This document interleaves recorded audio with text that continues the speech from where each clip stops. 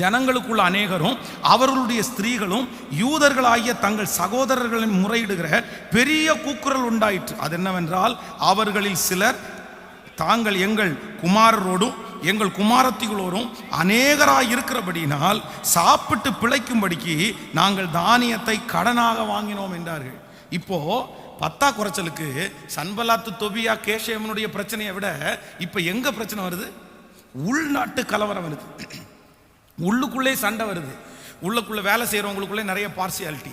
அங்க கொஞ்சம் பணக்காரங்க இருக்காங்க பாருங்களேன். இந்த எருசலேமினுடைய அலங்கம் இடிக்கப்பட்ட போது கொஞ்சம் சூதானமா இருந்து கிடைச்சதை எல்லாம் சேர்த்துக்கிட்டு தங்களுக்காக வச்சு பணக்காரங்களை மாதிரி இருப்பாங்க பாருங்களேன்.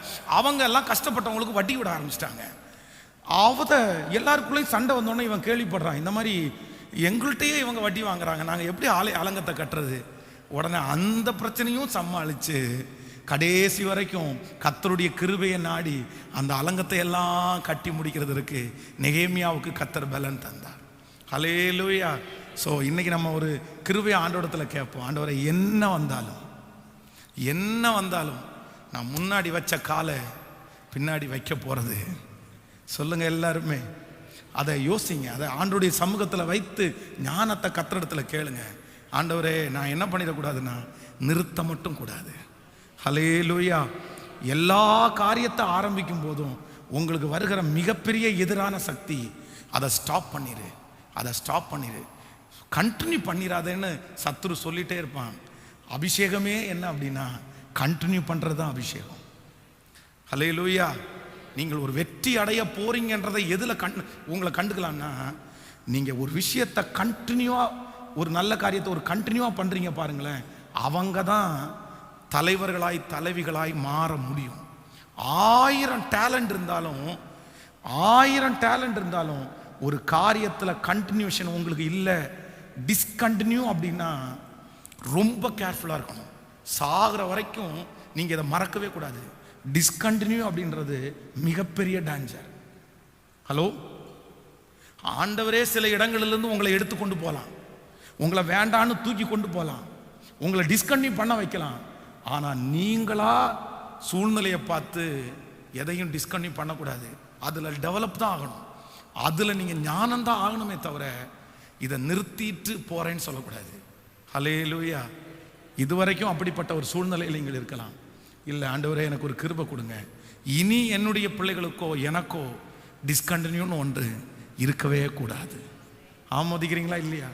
ஹல்லேலூயா. விசுவாசிப்போமா, ஜெபிப்போமா அதற்காக.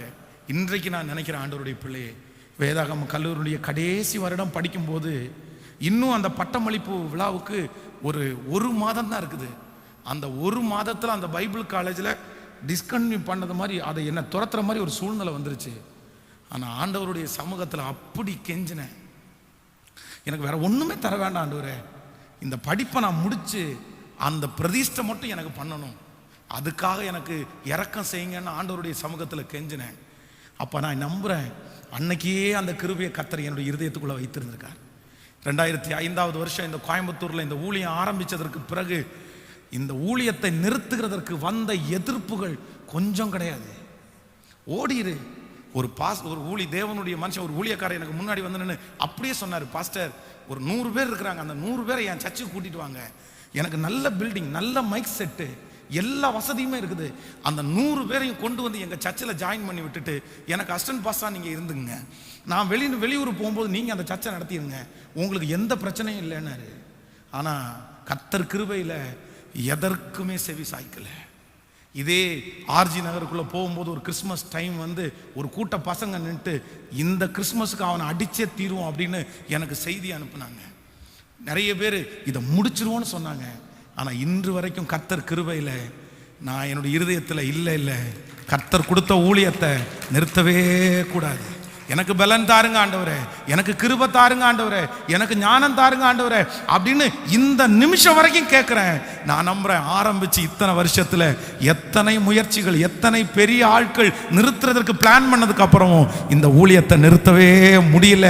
ஏன்னா இது கர்த்தர் நம்மோடு கூட இருக்கிறார். இது கர்த்தர் நமக்காய் கொடுத்த ரகபோத், இது கர்த்தர் நமக்காய் கொடுத்த ரகபோத்து.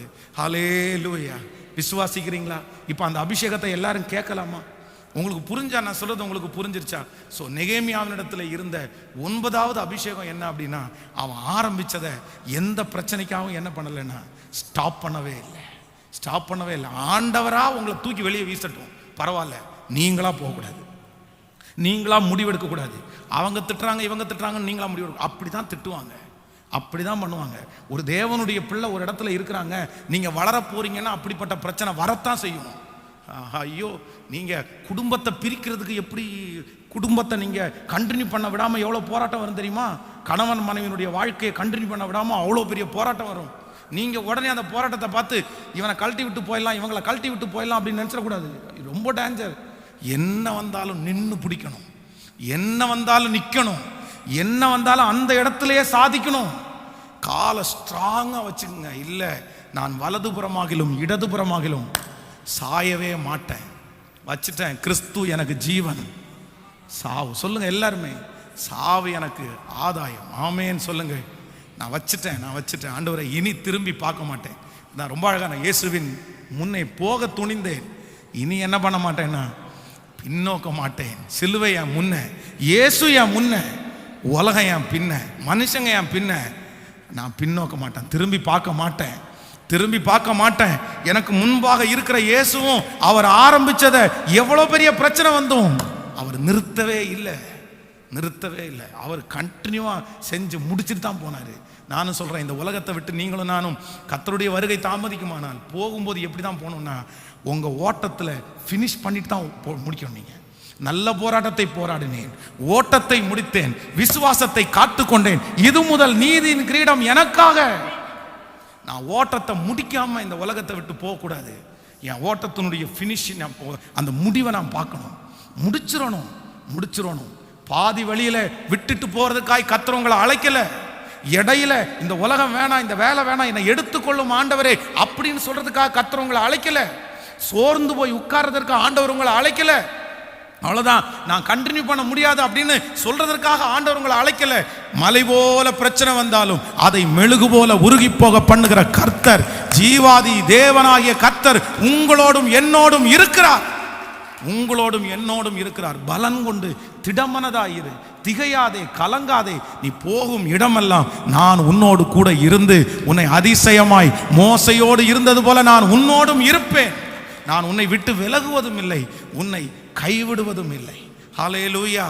இந்த பாதி வழியில போறதுக்காக ஜெபம் பண்ணக்கூடாது. என்ன எடுத்துருங்க ஆண்டவரே, நான் செத்தா நல்லா இருக்கும், நான் போனா நல்லா இருக்கும், இப்படிப்பட்ட வாயில அந்த வார்த்தை வரவே கூடாது.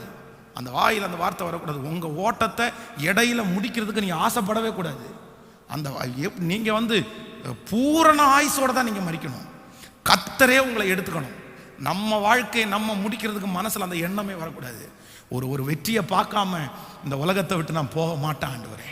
ஹல்லேலூயா. உங்க பிள்ளைக்காக ஜெபிக்கிறீர்களா? உங்களுடைய வம்சத்திற்காக ஜெபிக்கிறீர்களா? உங்கள் வருமானத்திற்காக ஜெபிக்கிறீர்களா? ஆனால் ஒரு பதிலும் காணலையே. ஜெபிக்க நஷ்டத்தை தானே பார்க்குறேன்.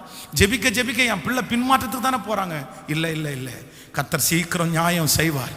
உங்க முழங்காலுக்கு பதில் உண்டு, உங்க ஜெபத்திற்கு பதில் உண்டு, உங்க விசுவாசத்திற்கு பதில் உண்டு. கர்த்தர் திரும்பவும் நியாயம் செய்வார். கண்டிப்பாக அந்த மகனை கர்த்தர் ரட்சிப்பார், அந்த மகளை ரட்சிப்பார். உன் கைகளை கர்த்தர் ஆசீர்வதிப்பார். உன் கரங்கள் திரும்ப அந்த காரியத்தை பார்க்கும். உன்னுடைய கணவனாரை ரட்சிப்பார். உன்னுடைய குடும்பத்தில் அந்த ரட்சிப்பு நடக்கும். இஸ்ரவேலின் ஜெயபலமானவர், நீ வடிக்கிற கண்ணீரை அவர் மறந்து விடுகிறவர் அல்ல. உன் கண்ணீரை கண்டேன், உன் விண்ணப்பத்தை கேட்டேன் என்று கர்த்தர் வாக்கு கொடுக்கிறார். ஹல்லேலூயா. கையை மேல உயர்த்தி சத்தமா, எனக்கு அந்த கிருபை வேணும். இதுவரைக்கும் டிஸ்கண்டினியூ, இதுவரைக்கும் எதுலையுமே நிரந்தரம் இல்லை, இதுவரைக்கும் எல்லாத்தையுமே பாதி வழியில நான் விட்டுட்டேன். எல்லாமே பாதி வழியில நிக்குது, எதுவுமே என்னுடைய ஓட்டத்தில் ஃபினிஷ் இல்லை. ஆனா இன்னைக்கு ஒரு தீர்மானம் எடுக்கிறப்பா, எதையுமே நிறுத்தாத ஒரு அபிஷேகத்தை எனக்கு தாரும் ஆண்டவரேன்னு சத்தத்தை உயர்த்தி கேளுங்க.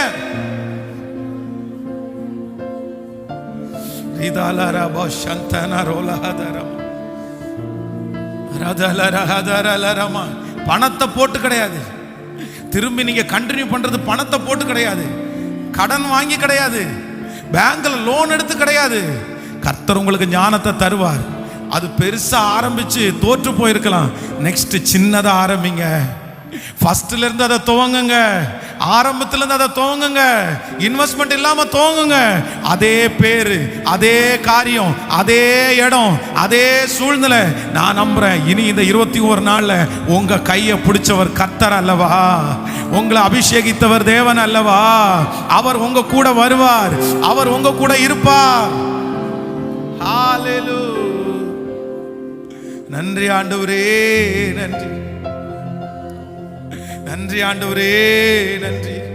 தொடர்ந்து ஓடு, நீங்க விட்டு விடக்கூடாது. ஹalleluya.